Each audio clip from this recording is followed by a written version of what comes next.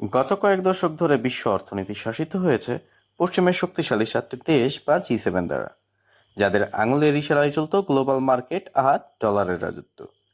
কিন্তু সময় বদলে যাচ্ছে। এখন পর্দার আড়ালে তৈরি হচ্ছে এক নতুন জোট, যারা চ্যালেঞ্জ জানাচ্ছে এই পুরনো আধিপত্যকে। একে বলা হচ্ছে গ্লোবাল সাউথের জাগরণ, যার কেন্দ্রে রয়েছে ব্রিক্স।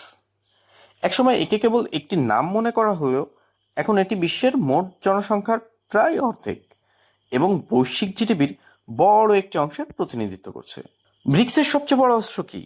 উত্তর হলো ডি ডলারাইজেশন। তারা চাইছে আন্তর্জাতিক বাণিজ্যে ডলারের উপর নির্ভরতা কমিয়ে নিজেদের মুদ্রায় লেনদেন করতে।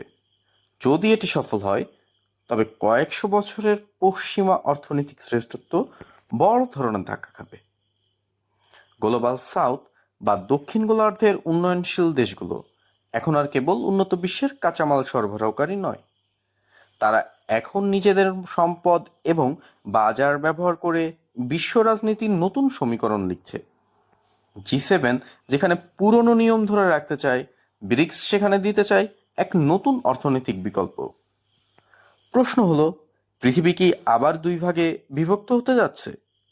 একদিকে কি থাকবে পশ্চিমের পুরনো শক্তি, আর অন্যদিকে উদীয়মান গ্লোবাল সাউথ? এই লড়াই শেষ পর্যন্ত জয় কার হবে? আপনার মূল্যবান মতামত কমেন্টে জানান।